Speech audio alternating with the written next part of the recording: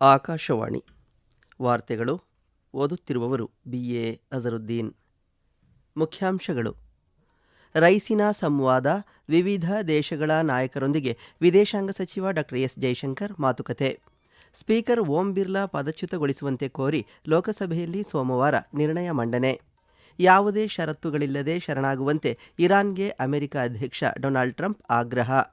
All England open badminton championship ಪುರುಷರ singles ವಿಭಾಗದ ಸೆಮಿಫೈನಲ್ಗೆ ಭಾರತದ ಲಕ್ಷ್ಯ ಸೇನ್ ಲಗ್ಗೆ. ವಾರ್ತೆಗಳ ವಿವರ. ನವದೆಹಲಿಯಲ್ಲಿ ನಡೆದ ರೈಸಿನಾ ಸಂವಾದ 2026ರ ಸಂದರ್ಭದಲ್ಲಿ ವಿದೇಶಾಂಗ ಸಚಿವ ಡಾ ಎಸ್ ಜೈಶಂಕರ್ ಅವರು ವಿವಿಧ ದೇಶಗಳ ನಾಯಕರನ್ನು ಭೇಟಿಯಾಗಿ ಚರ್ಚಿಸಿದರು. Sri Lanka, Bhutan, Mauritius, Kenya, Malta, Seychelles ಮತ್ತು ರುವಾಂಡಾದ ವಿದೇಶಾಂಗ ಸಚಿವರೊಂದಿಗೆ ನಿನ್ನೆ ಡಾ ಜೈಶಂಕರ್ ದ್ವಿಪಕ್ಷೀಯ ಮಾತುಕತೆ ನಡೆಸಿದರು.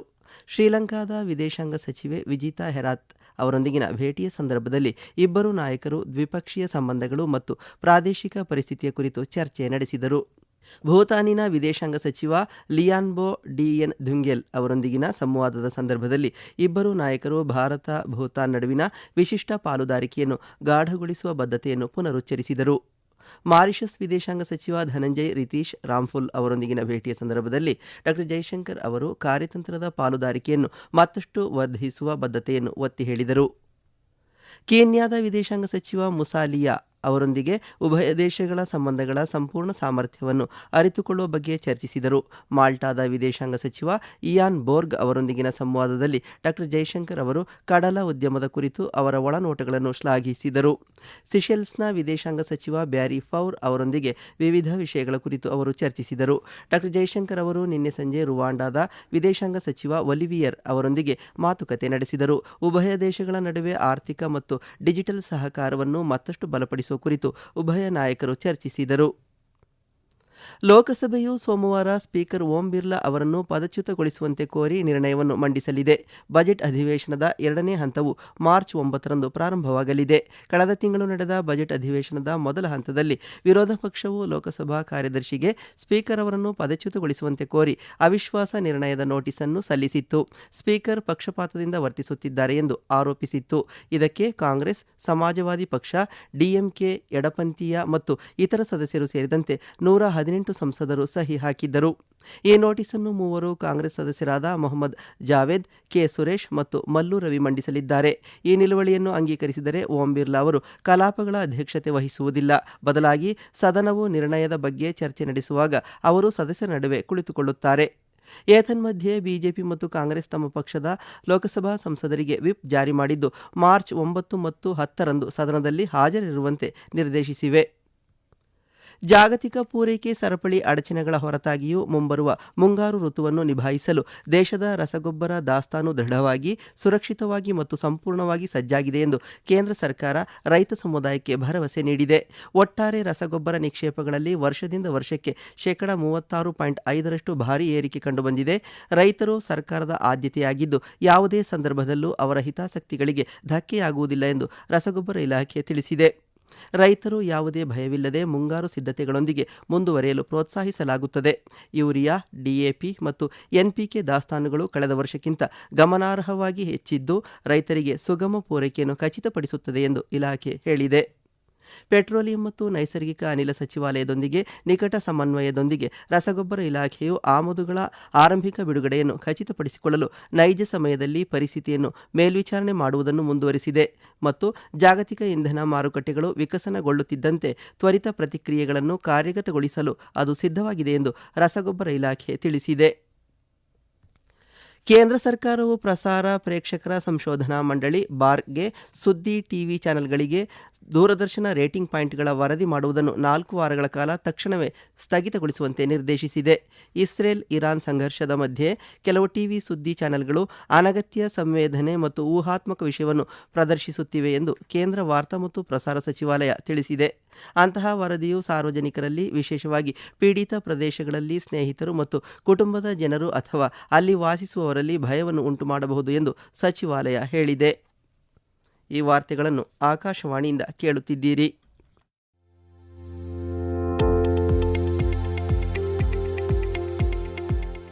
ನಮ್ಮ ನಮ್ಮ ಎಲ್ಲ ರಾಷ್ಟ್ರೀಯ ವಾರ್ತೆಗಳು ಹಾಗೂ ಪ್ರದೇಶ ಸಮಾಚಾರ ಈಗ ಆಕಾಶವಾಣಿ ನ್ಯೂಸ್ ಕನ್ನಡ ಯೂಟ್ಯೂಬ್ ಚಾನೆಲ್ನಲ್ಲಿ ಲಭ್ಯ.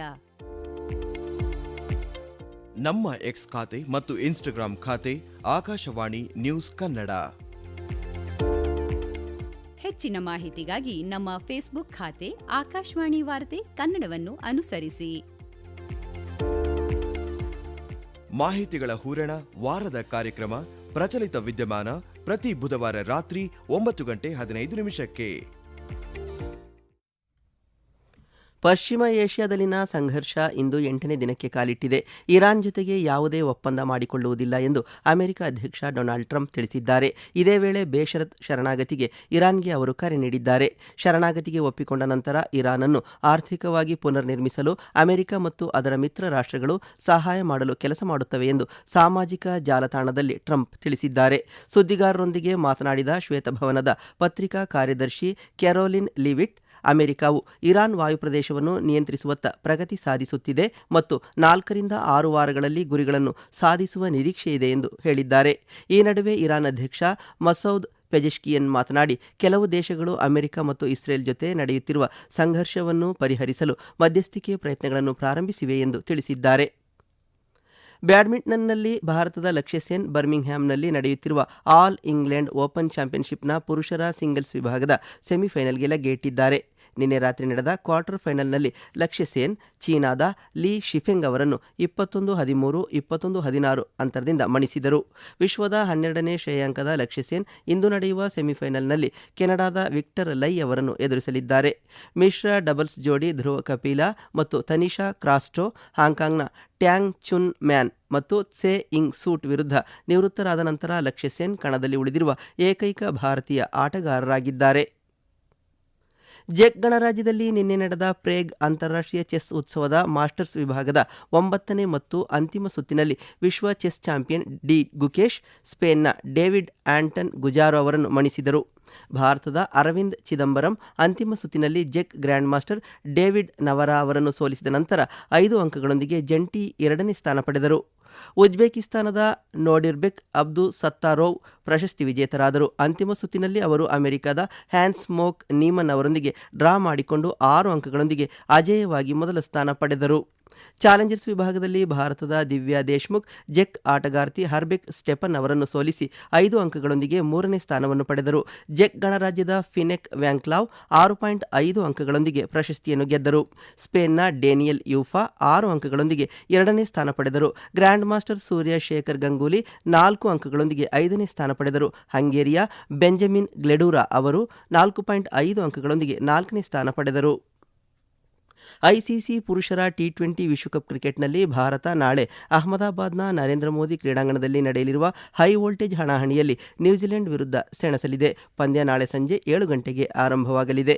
ಸೂರ್ಯಕುಮಾರ್ ಯಾದವ್ ನೇತೃತ್ವದ ಹಾಲಿ ಚಾಂಪಿಯನ್ ಭಾರತ ತಂಡ ಸೆಮಿಫೈನಲ್ನಲ್ಲಿ ಇಂಗ್ಲೆಂಡ್ ವಿರುದ್ಧ 7 ರನ್ಗಳ ರೋಚಕ ಜಯ ಸಾಧಿಸಿದ ನಂತರ ಫೈನಲ್ ತಲುಪಿದೆ. ಖೇಲೋ ಇಂಡಿಯಾ ಬುಡಕಟ್ಟು ಕ್ರೀಡಾಕೂಟ ಇದೇ 26ರಿಂದ ಏಪ್ರಿಲ್ 6ರವರೆಗೆ ಛತ್ತೀಸ್ಗಢದಲ್ಲಿ ನಡೆಯಲಿದೆ ಎಂದು ಕೇಂದ್ರ ಯುವ ವ್ಯವಹಾರ ಮತ್ತು ಕ್ರೀಡಾ ಸಚಿವ ಡಾ ಮನ್ಸುಖ್ ಮಾಂಡವೀಯ ತಿಳಿಸಿದ್ದಾರೆ. ಬುಡಕಟ್ಟು ಕ್ರೀಡಾಕೂಟದ ಉದ್ಘಾಟನಾ ಆವೃತ್ತಿಯು ರಾಯ್ಪುರ, ಜಗದಲ್ಪುರ ಮತ್ತು ಸರ್ಗುಜಾ ಸೇರಿದಂತೆ ರಾಜ್ಯದ 3 ನಗರಗಳಲ್ಲಿ ನಡೆಯಲಿದ್ದು, ಅಥ್ಲೆಟಿಕ್ಸ್, ಫುಟ್ಬಾಲ್, ಹಾಕಿ, ವೇಟ್ ಲಿಫ್ಟಿಂಗ್, ಬಿಲ್ಲುಗಾರಿಕೆ, ಈಜು ಮತ್ತು ಕುಸ್ತಿ ಸೇರಿದಂತೆ 7 ಕ್ರೀಡೆಗಳನ್ನು ಒಳಗೊಂಡಿರುತ್ತದೆ. ಕ್ರೀಡೆಗಳನ್ನು ಆಡಲು ಬಯಸುವ ಪ್ರತಿಯೊಬ್ಬ ಯುವಕನಿಗೆ ಅವಕಾಶ ಮತ್ತು ವ್ಯಾಪ್ತಿಯನ್ನು ವಿಸ್ತರಿಸಲು ಈ ಕ್ರೀಡಾಕೂಟ ಆಯೋಜನೆಗೊಳ್ಳಲಿದೆ ಎಂದು ಡಾ ಮಾಂಡವೀಯ ಹೇಳಿದ್ದಾರೆ. ಬುಡಕಟ್ಟು ಪ್ರದೇಶಗಳಲ್ಲಿ ಹೊರಹೊಮ್ಮುತ್ತಿರುವ ಪ್ರತಿಭೆಗಳ ನೆಲೆಯನ್ನು ಗುರುತಿಸುವಲ್ಲಿ ಮತ್ತು ವಿಕಸಿತ ಭಾರತದ ದೃಷ್ಟಿಕೋನವನ್ನು ಸಾಧಿಸುವಲ್ಲಿ ಕ್ರೀಡೆಗಳು ಪ್ರಮುಖ ಪಾತ್ರ ವಹಿಸುತ್ತವೆ ಎಂದು ಸಚಿವ ಡಾ ಮನ್ಸುಖ್ ಮಾಂಡವೀಯ ತಿಳಿಸಿದ್ದಾರೆ. ಕೊನೆಯಲ್ಲಿ ಮತ್ತೊಮ್ಮೆ ಮುಖ್ಯಾಂಶಗಳು. ರೈಸಿನ ಸಂವಾದ, ವಿವಿಧ ದೇಶಗಳ ನಾಯಕರೊಂದಿಗೆ ವಿದೇಶಾಂಗ ಸಚಿವ ಡಾ ಎಸ್ ಜೈಶಂಕರ್ ಮಾತುಕತೆ. ಸ್ಪೀಕರ್ ಓಂ ಬಿರ್ಲಾ ಪದಚ್ಯುತಗೊಳಿಸುವಂತೆ ಕೋರಿ ಲೋಕಸಭೆಯಲ್ಲಿ ಸೋಮವಾರ ನಿರ್ಣಯ ಮಂಡನೆ. ಯಾವುದೇ ಷರತ್ತುಗಳಿಲ್ಲದೆ ಶರಣಾಗುವಂತೆ ಇರಾನ್ಗೆ ಅಮೆರಿಕ ಅಧ್ಯಕ್ಷ ಡೊನಾಲ್ಡ್ ಟ್ರಂಪ್ ಆಗ್ರಹ. All England open badminton championship ಪುರುಷರ ಸಿಂಗಲ್ಸ್ ವಿಭಾಗದ ಸೆಮಿಫೈನಲ್ಗೆ ಭಾರತದ ಲಕ್ಷ್ಯ ಸೇನ್ ಲಗ್ಗೆ. ಇಲ್ಲಿಗೆ ವಾರ್ತಾ ಪ್ರಸಾರ ಮುಕ್ತಾಯವಾಯಿತು. ನಮ್ಮ ಮುಂದಿನ ವಾರ್ತಾ ಪ್ರಸಾರ ಮಧ್ಯಾಹ್ನ 12 ಗಂಟೆಗೆ.